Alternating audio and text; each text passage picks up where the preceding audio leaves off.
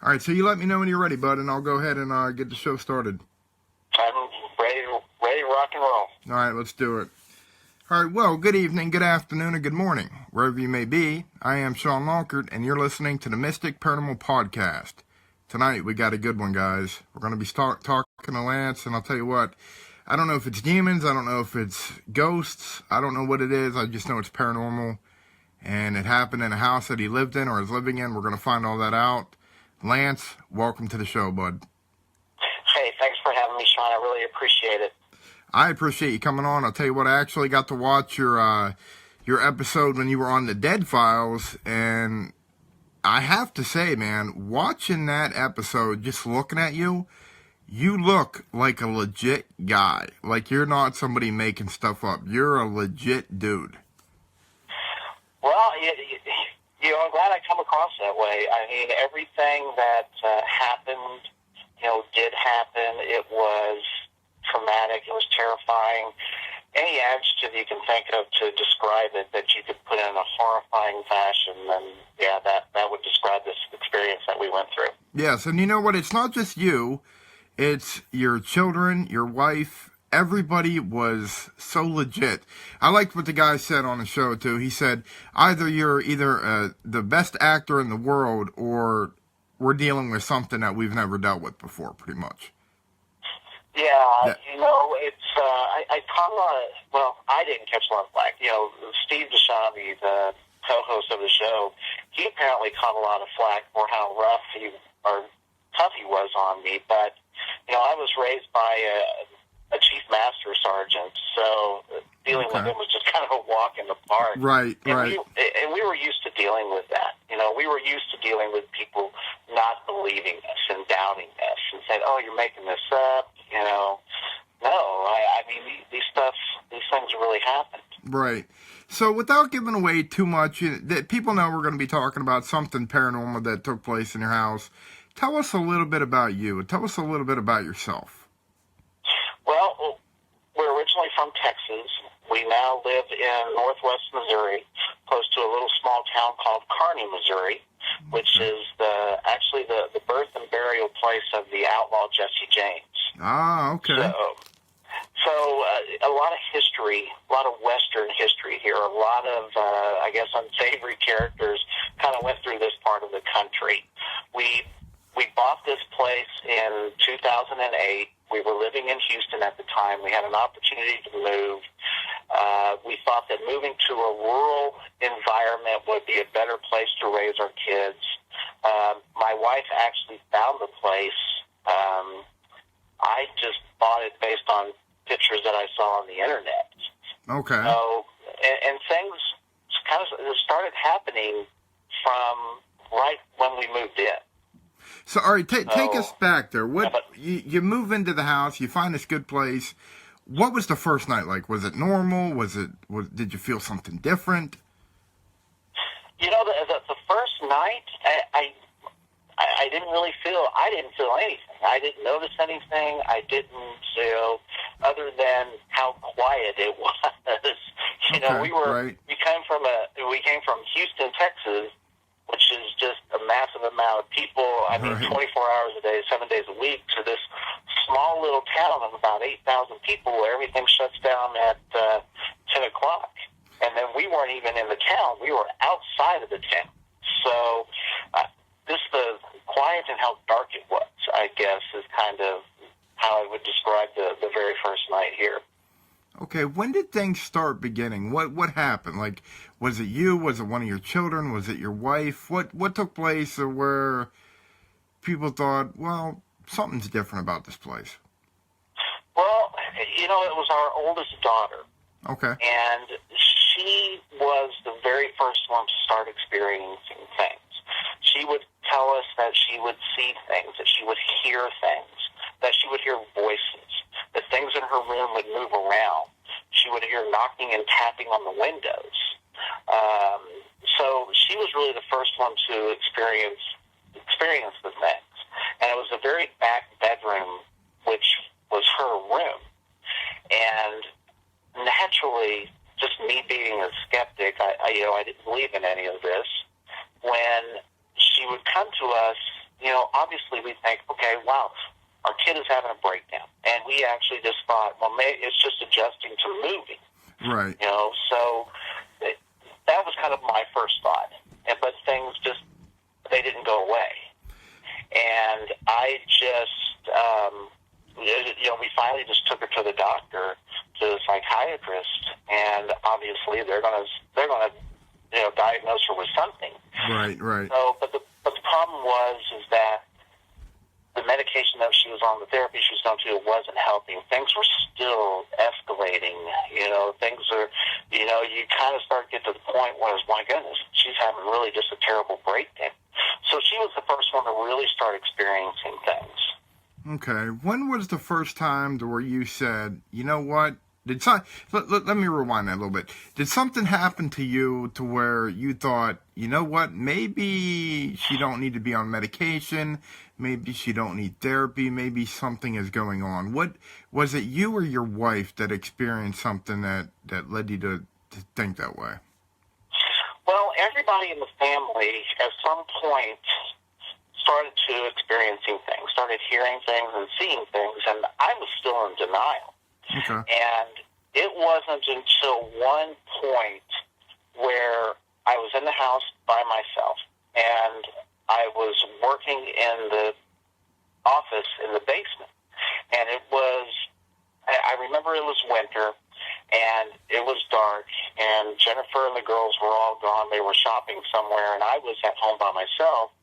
And I was just finishing up in the basement, and I'm sitting at my desk, and all of a sudden the printer behind me just starts going off and starts spitting out paper.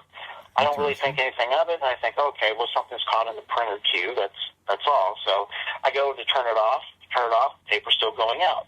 I said, okay, well, maybe there's just some residual power in there, because sometimes, these things just kind of have battery backups. Right. And so I was going to unplug it, and I reached down and I unplugged it, and the paper I still could hear the paper going.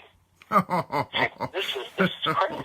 Yeah. And then right before it kind of dawned on me that, okay, this thing's still going up, the most blood-curdling, loud scream of a woman. Wow. Like she was just like someone was murdering her.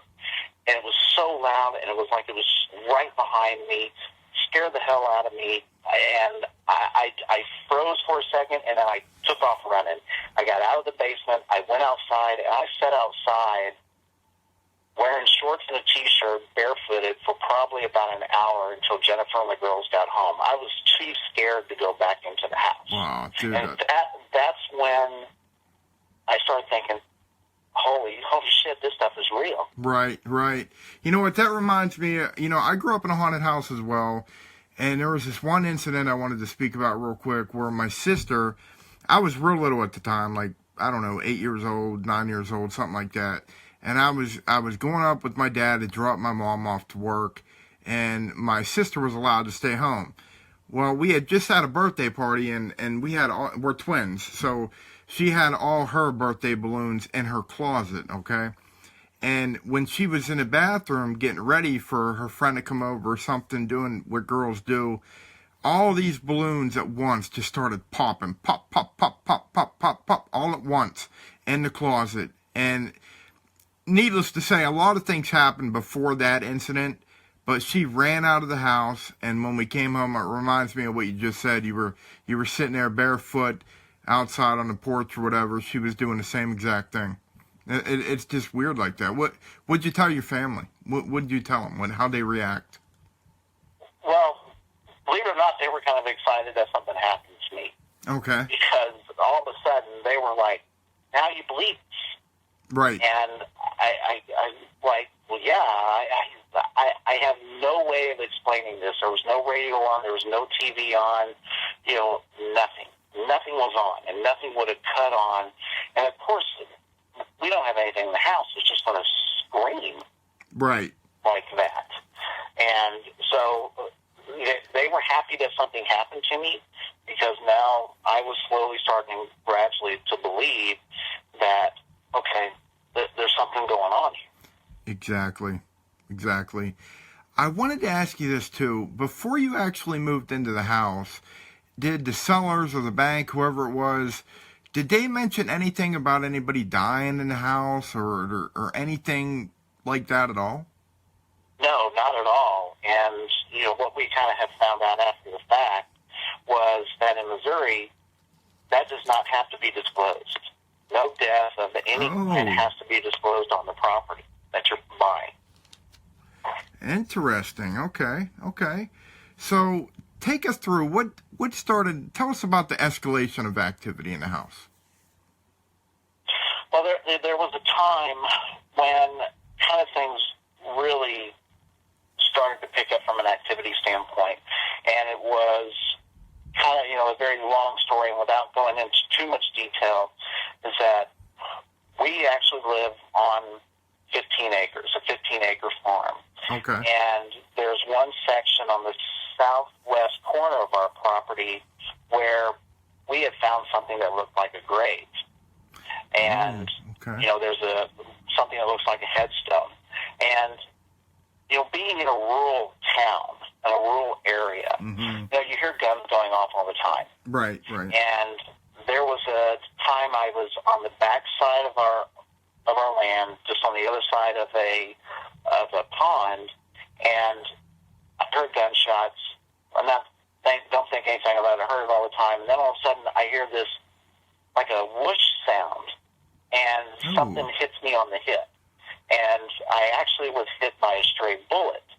It didn't go into me; it just kind of grazed me, but it was enough to kind of just piss me off.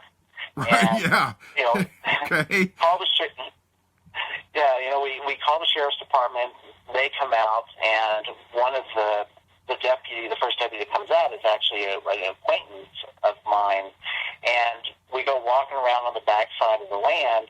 And as we're walking around, I tell him, I said, you know what, we're going to stumble onto this, so I just want to bring it out in the open.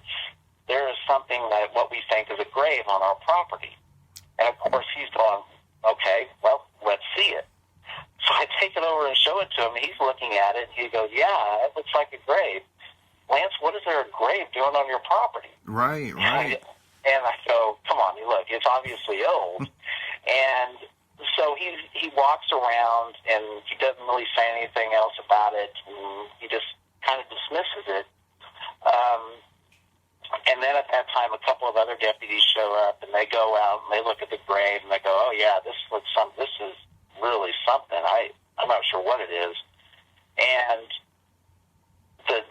the next day, he calls me up and he goes, "Hey, I was talking to my supervisor and telling him about the grave, just kind of telling him about the story, and he says, you know what? I think we ought to go have the detectives take a look at it."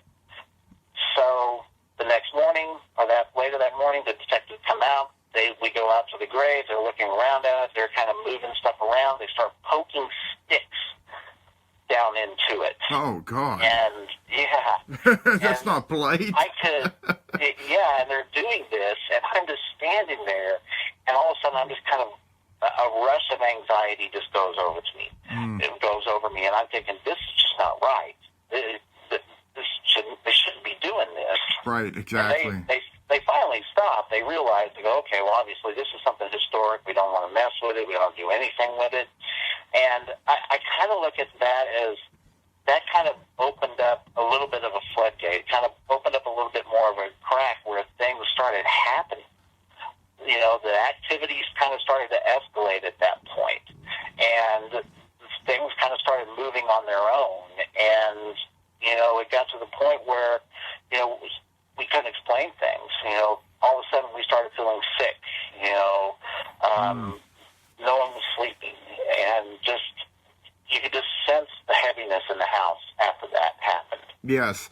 And we're going to get into the Dead File episode here in a little bit. But I remember on that episode, your daughter, I think it was the youngest one. I'm sorry if I forget. But she said something about a pumpkin that was moving by itself. Yeah, there was, things were moving. And, there was we had this spoon that was not ours, wasn't part of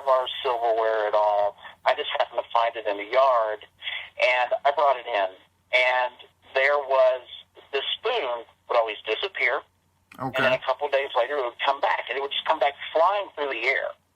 You know, it would nearly hit people. And there was a time that we thought, okay, you know what we're going to do? We're going to get this spoon disappearing and then coming back. Right. So we can prove to ourselves we're not crazy, that we're not losing our minds. So I had set up my phone leaned up against a pumpkin and right on the spoon. And I'm sitting in the dining room where we're recording all this. And all of a sudden I hear this like a guy laughing behind me. The phone falls to the ground, the spoon disappears, and then all of a sudden the pumpkin just levitates and is thrown across the room, out of the dining room, into the living room, almost hitting height. Wow. And you know what? A lot of people out there are going to cry, BS, BS, BS. But I'm telling you, they do that to me, Lance. I'm telling you, I've went out, I've investigated, I've got EVPs. People think they're fake. But until, and I say until, you have your own personal experience, you're going to have your doubters. Absolutely. Yeah, the activity is real. The activity is definitely real. There's no doubt about it. I know for a fact you've had some kind of experience. I could tell just by looking at you on camera, unless you're like, you should be doing Hollywood acting. I mean, seriously. Boy, if I was that good of an actor, I certainly wouldn't be working on a ranch and a farm in northwest Missouri. Right. And you do have a blog up, too. I wanted to mention real quick, because a lot of people tune in, they tune out, they tune in. What is this blog? Give the address to that. How do people check this out, and what's it about? Sure. After our show aired, we got just a lot of questions, and we were getting almost to the point where we were bombarded with questions. We were overwhelmed with questions. Okay. And, we want to answer them all, to the best of our ability. Right. And a lot of it was, well, what didn't we see on the show? What didn't make the show?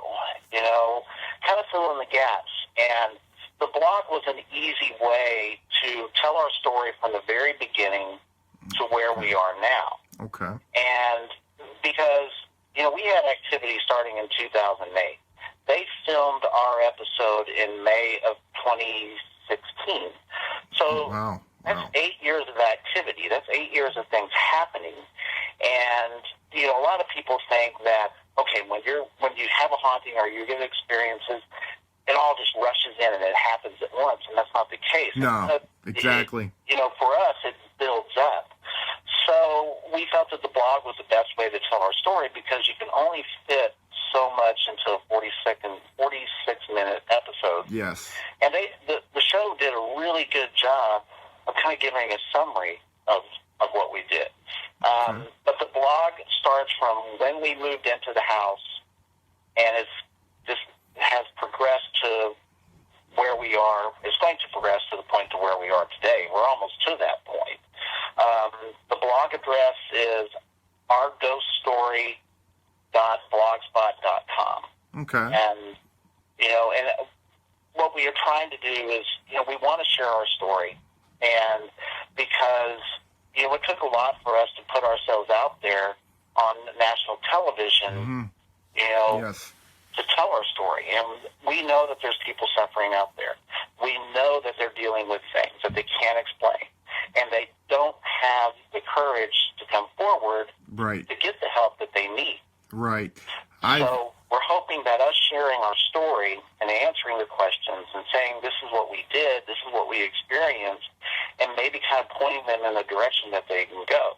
We're not paranormal hunters. We don't go out and do investigations. We're lay people. That's not our thing. Right, and I've interviewed Carmen Reed. I don't know if you're familiar with A Haunting in Connecticut. Yeah, I'm familiar with that. Yes, she, it was the same thing. When Ed and Lorraine Warren came down to their house, they wanted it to go public. They really didn't want it to, Carmen and her family. But they did, and I'll tell you what, a lot of people called them out on so many things. It was harassment after harassment, and a lot of people are afraid to come forward because of that. I mean, they really are. They don't want the recognition. They don't want the scrutiny, people bashing them. So I think what you're doing is pretty good. So one thing I want to do, Lance, is your blog. I'm actually going to permanently link that to, if that's okay with you, I would like to permanently link that to our website, mysticparanormal.net. Because I know what it's like to grow up in a haunted house, and I'll tell you what, it takes a lot to come out, man. It really does. And you know what? When we started telling our story, and we started talking about it more publicly, and we found, we got a lot of support. Mm-hmm. And there are people that would come to us and said, you know what, this happened to me when I was a kid, or this happened to me recently. Do you think that has anything paranormal? And, those are difficult questions for us to answer because, one, we're not experts, Right. We can only talk about, hey, this is what happened to us, and this is what we did. And, it took a lot, like I said, put ourselves out there on a national television show. But we were to the point where we were just so desperate. Yes. That we were just mentally exhausted. We were physically exhausted. We had nowhere else to turn. We didn't know what else to do. Well, what happened? Now, I know you had a paranormal investigating group come into your home. What led up to that? I understand it would have been events that were going on, the paranormal activity, but what was the deciding factor? Okay, look, deciding event where you said, look, we're going to bring in a group and we're going to try to get to the bottom of this. The incident that led to us, working with that paranormal team was something that happened with my daughter, our oldest daughter. Okay. And we came home after my wife and I after going to dinner, and she is just in tears. She is just in a panic. And she said that there were people banging on her window. I mean, not just knocking, banging on her window, yelling, let us in, let us in, let us in. And that was the point. That was the point my wife and I said, okay, we've got to do something. This is just getting way out of hand because now doors are opening and closing. For the life of us, we could not keep a light bulb burning in our house for longer than a week. We were constantly replacing light bulbs, and they wouldn't just burn out. You wouldn't just go to turn it off, turn it on, and, the light bulb's out. No, these light bulbs would just all of a sudden burn bright and then explode. Wow. And at that point, we're petrified. Right. So, my wife, she was watching the Dead Files. Okay. And I started watching it with her a little bit afterwards. But we were trying everything that we could to educate ourselves and try to figure out, what are we dealing with here? What's going on? And she was researching the Dead Files, and she found the site, which was what she thought was the Dead Files submission site. Well, it turned out it wasn't. It was a fake site set up by this paranormal team. Oh, and, wow. Yeah. So the team totally misrepresented themselves. They were telling us that they were a investigation team hired by the producers of the Dead Files to do investigations, to gain evidence, to see if there really was something there, because the producers didn't want to waste the money if there wasn't anything there. So we thought, okay, well, that sounds legit. Yeah, it does. It does. So we didn't think anything of it. The team came out, and long story short, they took 2 hours to set everything up. Okay. And all of a sudden, at about 2:30 in the morning, they decided it wasn't safe for them to be there. They wanted to pack everything up. Yes. I've seen that on the Dead Files. What the hell happened, man? They came in, and the first thing that they wanted to take me down into the basement. And we all sat in a circle in the basement. Okay. And they put a recorder down in the center of it. They started asking questions. I started feeling that anxiety again. You know, that anxiety that I felt when the detectives were poking at the grave. Right. And I said, oh, man, this just doesn't feel right. And all of a sudden, I started to get hot, like my skin burning hot. And then all of a sudden, I feel like somebody just claw me in the back of my neck. And I freak out. I take off running. And one of the guys grabs me and stops me, and he shines the light on the back of my neck, and I have this huge just cut on the back of my neck. Well, that just excited them. They were just so excited that they got something. Right. And I remember very vividly when we were all sitting in that circle, and they were asking questions. And I remember that the lady who was doing it, she said, I command you to come forward. I command you to show yourself. Yes, big mistake. And yeah, well, I felt in my mind said, this doesn't sound right. I don't think you should be doing that. But it just didn't dawn on me. I can only imagine what you're thinking. Yeah. Well, I finally calmed down, and they convinced me to go back down into the basement. Okay. Because now, and I remember Jennifer was not very excited about that, because all of a sudden, looking back at hindsight's 2020, they're using me as bait. Yeah, they are. And so as soon as we get down in the basement, I am just completely overwhelmed. A rush of anxiety. My skin is burning up. I'm hot. And I feel this just tremendous pressure on my chest. And the medium that they had with him, she has her hand on my chest, and she's saying some kind of prayer, and I keep saying, we need to get out of here. We got to get out of here. This is not right. Take your hands off me. You're burning me. Right, then, right. The next thing I remember is I wake up on the floor. Yes, I remember that. Yes. And when I wake up on the floor, I'm completely calm. I'm fine. But everybody else around me is just completely in chaos. Their tones are excitable. They're just on nonstop, talking. And I just get up and I just walk out of the basement. As soon as I get up into the garage, Jennifer meets me. She goes, "Are you okay?" And I said, "Yeah, I'm fine." I go, "Why is everybody freaking out?" And she goes, "We saw it on the TV monitor that you were physically picked up, like about 2 feet off the ground, and then thrown up against the wall." That's wild, man. I mean, wow. I thought I grew up in a haunted house, but you take it to a whole different level. And I don't remember any of it. But they showed me on the one guy. He was so excited. He goes, "Look what we got! Look what we got!" And I see it. I go, wow, I can't believe that. And then the leader, I guess, of the team, they all go back downstairs, and they are doing stuff. And what was really kind of telling to me is that the medium, they asked her to go back down in the basement with them. She said, "No, I'm not going."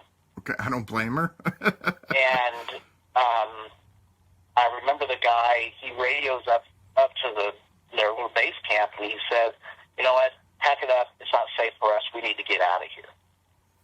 Hey, good thing for faking that you're with the Dead Files, right? Yeah, and Jennifer lost it. She was livid. She goes, Yeah. No. You're not going to piss this thing off and then just leave us here. Right. And so she made them do a cleansing. Okay. Which they just did half-ass. Right. Okay. And, they just made our whole situation worse. And then when we asked them for the evidence, they said, "Oh, everything that we saw was inconclusive. We didn't do a complete investigation, so we destroyed all the evidence." Yeah, right. What? Yeah, okay. That's crazy, man. I can't I'll tell you what, today, and this is just me, the day that I physically got thrown or something like that, I would have probably been out that door, man, and not looking back. That's me, but I know they did more harm than good, because something that led up in a Dead Files episode, which is I believe it was called Hell in the Heartland, correct? Yeah, that's correct. Hell in the Heartland, I think it was season 10, episode 1. Right. It aired May 6th of 2017, I think. Right, and you guys and girls listening right now, you can actually tune into YouTube and look it up, and it's just sitting right there. And it's I watched it, pretty amazing show. We're getting more details here because obviously we get to go be, like you said, you can only crack so much into one episode of that show and all the editing and all that. But what happened after the paranormal group left?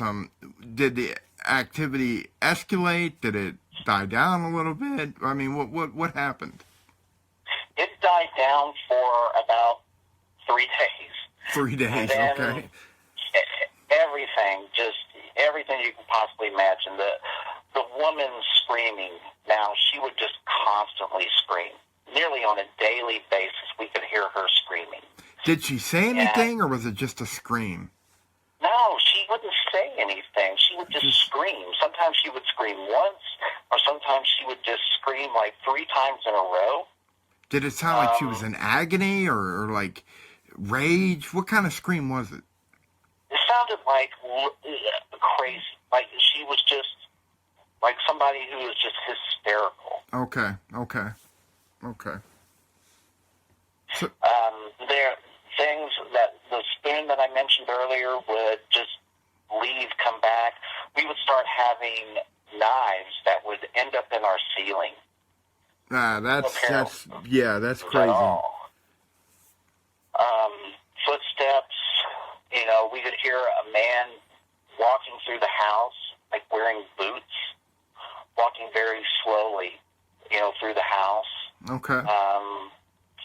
There was one incident where all of our cabinets in our kitchen, all the drawers, all the cabinets, all the appliances, everything was open. And what was weird about it is everything was open perfectly. Like all the drawers were aligned. They were all open the same distance. Okay. So, and it was to the point where it was just exhausting. It was just like breaking us down mentally because we couldn't sleep. Now, a lot of people are asking me this too, and it's a good question. I know you had kids and all that. Did any of them ever like dabble into Ouija boards or anything like that before this activity, or was it nothing like that? It just poof, it just came on. It was, nothing like that. Okay. We never did anything that was like a Ouija board. We never did any type of seances. Right. We weren't, overly religious. Okay. We didn't do really anything out of the ordinary. We were just a normal American family. Right. So, how did you come across the real Dead Files organization? What happened there? Well, luckily, the Travel Channel had changed up, made it easier to submit stories to the Dead Files. Okay. And so my wife and I, we were actually watching it one night, and they had a segment where they said, hey, if you need help in your home, contact us, and here's the website address. So my wife was actually able to find it and submit our case, and within 2 days, they called us. Wow. That's crazy. Now, you just submitted it one time. Just once, yes. And then 2 days, boom. What'd they tell you? What'd they say when they contacted you? It was a long process, really. They contacted us, I want to say it was August of 2015, and they said, we're really interested in your case. They spent a lot of time talking to us. They do a lot of venting. They really want to make sure that it's something legitimate that they're dealing with. They're just somebody that just doesn't want to be on TV. Right. They said, well, we're really interested in you. We just got done filming, I think at the time they said season 7, I think. Okay. And we're not sure whether or not we're going to be renewed, but if we are going to be renewed, we're going to contact you make you, if we are renewed, we want to make you the season premiere. Wow, nice. So, we didn't hear from them, nothing. Everybody with the production company just scattered. So, just one day, just out of the blue, it was, I want to say it was early April or mid-April of 2016, they call us and they say, hey, we've been renewed. We're going to start filming. Yours is the first one we're going to film. How does, the mid part or the end of May look? And we're like, fine, yeah, But there was still a lot of venting. There was a producer that came out and talked to us and, talked to us about all of our experiences. It didn't really go into a whole bunch of detail. It was just asking questions like, have you been in a mental hospital?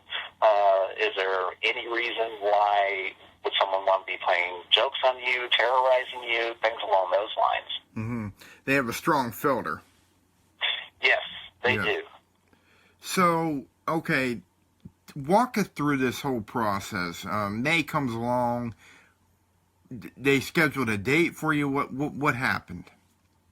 Yeah, they put a whole timeline together for us. Okay. And the very first thing that they do is, they do a lot. They take some preliminary shots, and the very first thing that happens is that Amy Allen does her walk. That was the very first thing that happened, and we could not be in the house for that. Yes.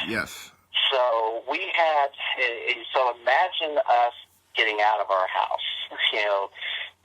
Like I said, we are actually a working farm and a ranch. Okay. No animals could be on the property. Oh my goodness. So imagine moving about 20 dogs, 3 horses, no animals at all. Right, it was a process. That part was just a massive undertaking. So the very first thing is that Amy does her walk. And then the next day, starting really, the mid-morning, Steve DeShavi comes out and they start doing all the interviews. Okay. And the producers, all it was this, all we want you to do is just talk. Just talk about what's going on. Just answer Steve's questions. Right. There was no script. It was, just talk about your experiences. Okay. So you're going through the interviews. What kind of questions were they asking you, and how did you respond to them? A lot of the interviews that I did with Steve, you see on the show. Okay. And, he was tough on me. I expected him to be. I think it's great that he was, because that's his job.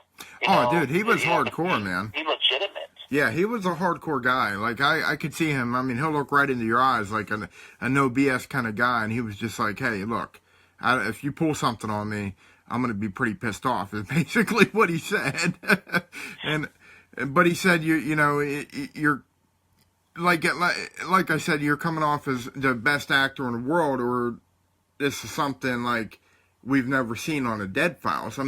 How did that stand out to you? Like, you had to be like, okay, I've seen a lot of episodes, because you guys said that you were watching the episodes, but you're stood out on this freaking national television show. Yeah, that actually scared me, actually. Yeah. Because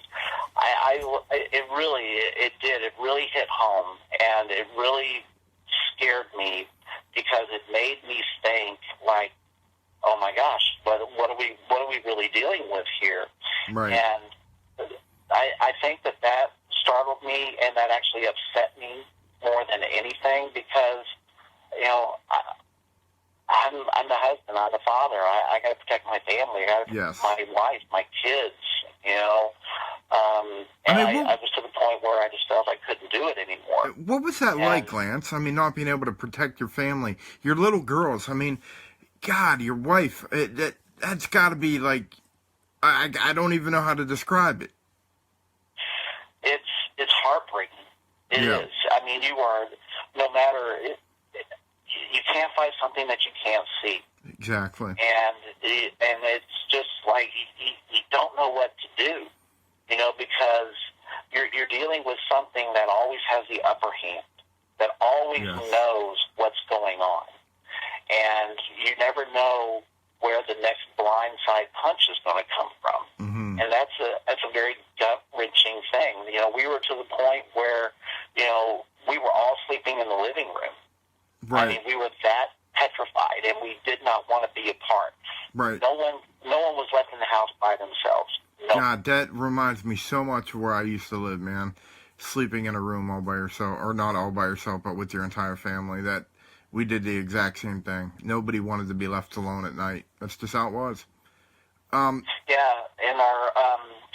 our oldest daughter, she had gone away to college. Okay. And Chloe, our next oldest daughter, we had her starting to stay at a friend's house.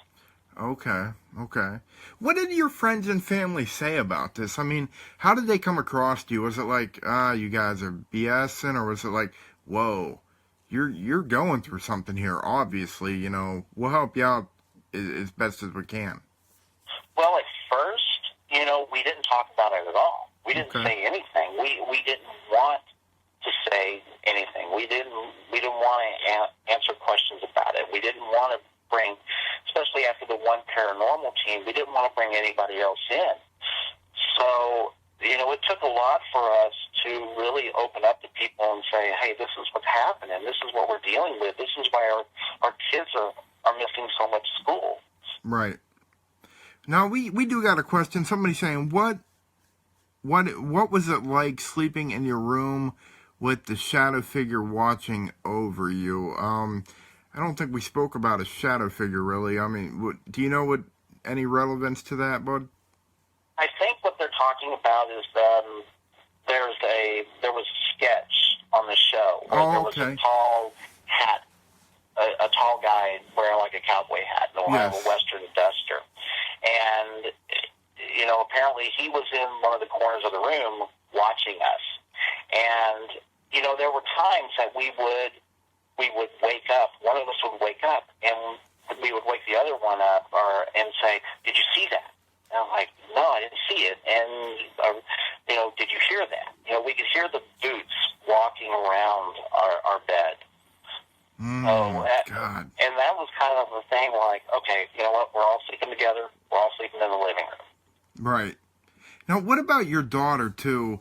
I know she said something about one of your daughters, I forget which one it was, about seeing a woman cry, and she could hear her crying barely, but she could actually see the woman. Right, and that was actually Emmy. Emmy could see just, people just like they were there. Right. And there was one morning when she said that when she was getting up for school, and she was walking into her bedroom, and then she came out of her bedroom, and in the hallway, she said that she saw a girl sitting on the floor crying. Well, at first she said, well, why is Heidi sitting on the floor? That's our other daughter. What's wrong with Heidi? And then she realized it wasn't Heidi, and then she came in and got us and said, there's a little girl sitting here crying. She's very upset. Right. Interesting. So there was some things that would just petrify her and terrorize her, but then there were some things that would happen that wouldn't really faze her at all. Okay, so she's probably built up quite a what would you call it, a tolerance to the paranormal activity. I mean, she has to have. I mean, growing up in something like that, I mean, that's a lot to deal with as a child. That's a lot, man. Yeah, she both of the two younger daughters have dealt with a lot. The two older daughters, they grew up, they moved on. But, when things really started to get bad after that one paranormal team, it was really tough on the two younger girls. Now, I wanted to ask you this, too. After the Dead Files aired, does your family have a hard time, like, do you get a lot of people that come up to you and say, "Oh, hey, I seen you on that show. Oh yes, I know, I recognize you from this place or that," or do you get anything like that? Actually, yeah, we do. Just a couple of weeks ago, we were at Sam's. My wife and I, we were at Sam's. We were shopping, and we were checking out. And the cashier, after she was done checking us out, she very quietly leaned up and she goes, "I just have to ask you guys, are you the guys from that ghost show?" And we're like, "Yeah, that's us," And she was just like, "Oh, I watched your episode. I have to tell you, my daughter and my son-in-law are experiencing things. Do you know anything that they can do? Anything that would help them?" Right. So, the times that we've been recognized has been really associated with, okay, hey, I saw you on TV. I saw what you dealt with. This is what I'm dealing with. Right. And you have an instant connection. Bam, just like that. Yeah, and we want to try to do our best to help them, but like I said early on, we're not paranormal experts. This is not our profession. We'll share what we did. We'll tell you what we did. We'll tell you what helped us. We'll try to point you in the right direction. And we'll point you in the direction of maybe the people that helped us. Right. Now we got a guy, Chris, on the Facebook Live here asking, do you still live in that house? Yeah, actually we do. We still live here. Okay, interesting. We're going to get into that. Let's go on now. They come in, they're doing the interviews. Take us through the whole process. You've done the interviews. What are they going to do for you? What's going on now? After they do all the interviews, we don't know anything about Amy's flock. We haven't talked to Amy. We haven't even met her yet. Okay. And at the very end, they're going to film what they call the reveal, which is a very critical part of the show, yes, obviously, because everything's coming to a climax. But what the viewers see on the show is really, it's 10 minutes. They see 10 minutes of Amy, Steve saying, "This is what we found. This is what you can do." But that reveal lasted 4 hours. Okay, interesting. Yeah, Take us through some hours. of that. Take us through that. They don't, they walk us through. The producer comes in and he tells us, "Okay, you're about to go into the reveal. You're going to hear some things that are probably going to be very upsetting. We do not stop filming. We just continually roll. We let Amy talk. We let Steve talk. We don't stop filming. Okay. We don't want to break her concentration. Nobody talks to her. We don't talk to her. We just let her go." And so then they told us that, well, when you go in, it's going to be, she's going to be looking at you. Don't be uncomfortable with it, but please don't talk to her yet. And we said, okay, fine, whatever, So, mm-hmm. And then we go in, we sit there, and they just start rolling. And Steve kind of starts the process, but they literally do not stop. Right. And Steve kind of gives a little bit of summary of what's going on, and then he says, I'm going to turn it over to Amy. She's going to tell her what she found on her walk. And she goes. And the information that you are going to get can be emotional, it can be exhausting, yeah, and it can be traumatic. But they literally don't stop filming. What did she tell you? One of the very first things that she says was, as soon as I got here, it was just like a highway, just a path of dead people walking back and forth, back and forth, back and forth, like they're all going somewhere. And, she starts talking about, the woman who screams. She saw the hat man. She saw some other people walking around on the property. She was rushed by 2 shadow figures that mm-hmm. physically wanted to hurt her. The crazy woman, she was the one, she hated everybody in the house, but she was infatuated Yes. And Yes. she was, the crazy woman was obsessed with Heidi, and that she physically wanted Heidi dead. She physically wanted to harm her. She wanted to torture her. She wanted to do all this stuff.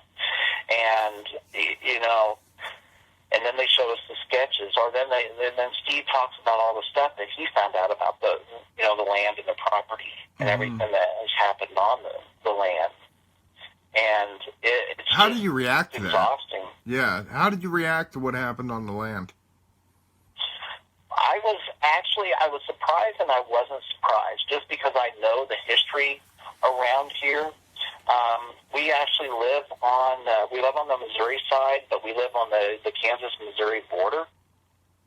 And, you know, if you ever go back and you know history, you know that really the Civil War kind of started with that Kansas and Missouri border war.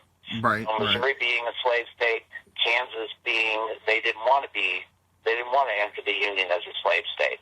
But, you know, so there was one thing that stuck out, which was Quantel's Raiders, who literally went in, they were a terrorist group. And Jesse James was a part of that group, and Frank James was a part of that group.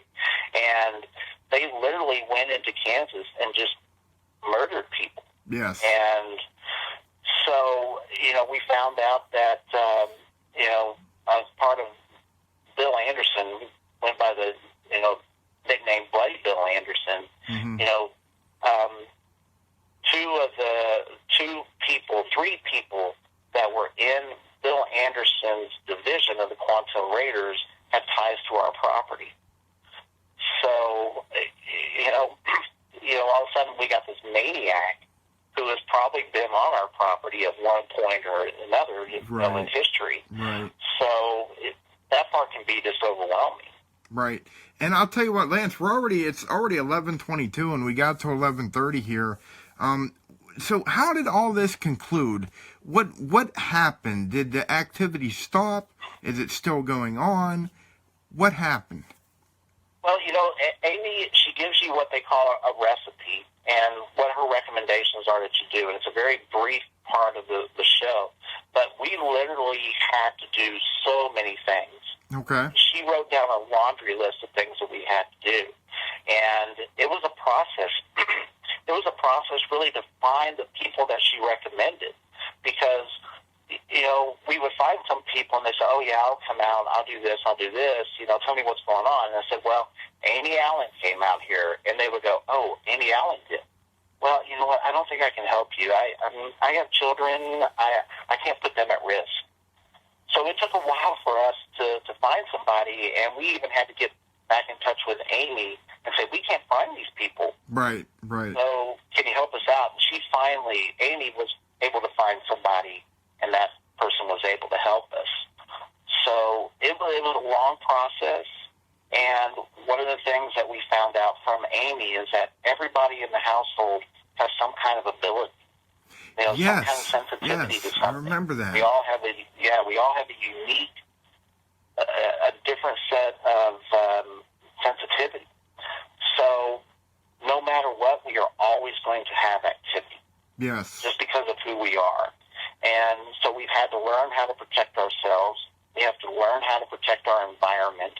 You know, we're very careful who we bring into the house. We have to do monthly cleansings. We all wear protection. So it's a continuing and ongoing process for us. Okay. But things are a lot better. We still have activity. You know, we hear like a little girl laugh a lot. We hear like her little footsteps a lot. So it's just something you're going to probably have to deal with forever. Yeah, we're going to have to deal with it forever, and it's just one of those things where you just got to it's continuing and ongoing, and we have to continually educate ourselves and be diligent. And quickly, I wanted to ask, too, because I don't want to leave anybody out in the chat room here.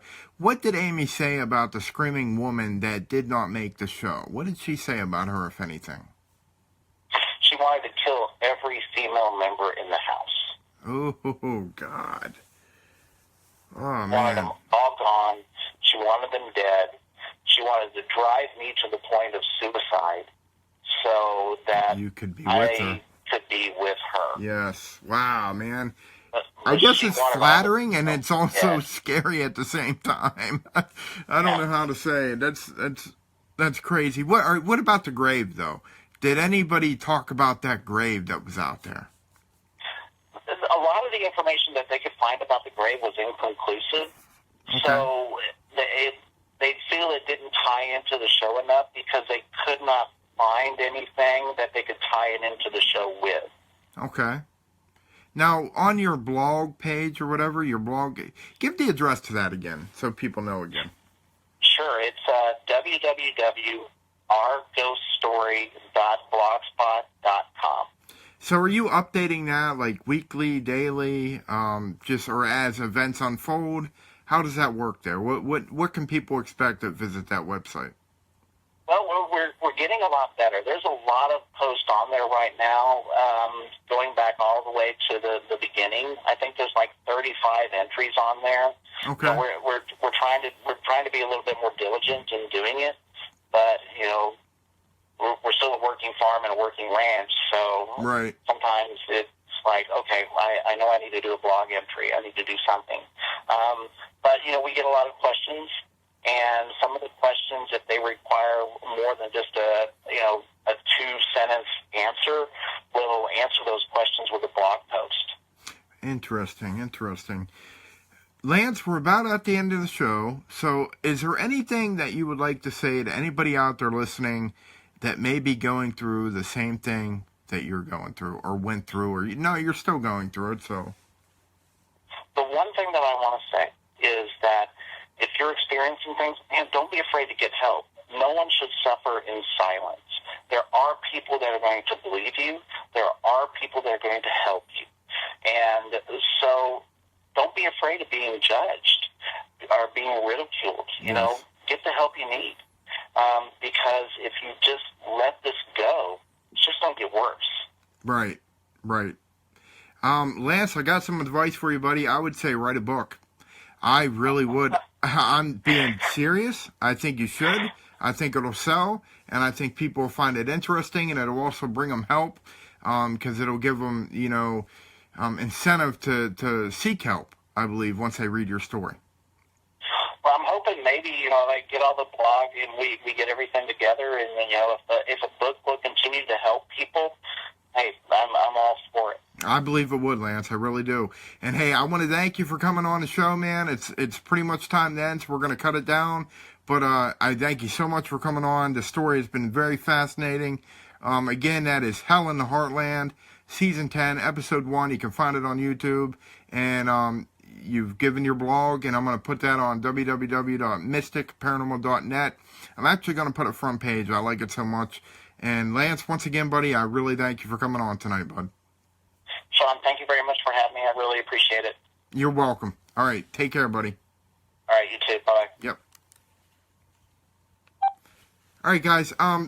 What a good show that was. I want you to stay tuned for later at 1:30. I got Chastity coming on. We're going to be talking about serial killers, the dark human mind, and some of her artwork that she does.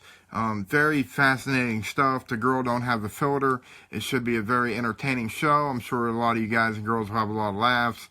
I really appreciate the questions and you guys tuning in. So, all right, guys, with that, peace for now, and I'll see you soon. I'll see you later on in a couple hours. All right, bye.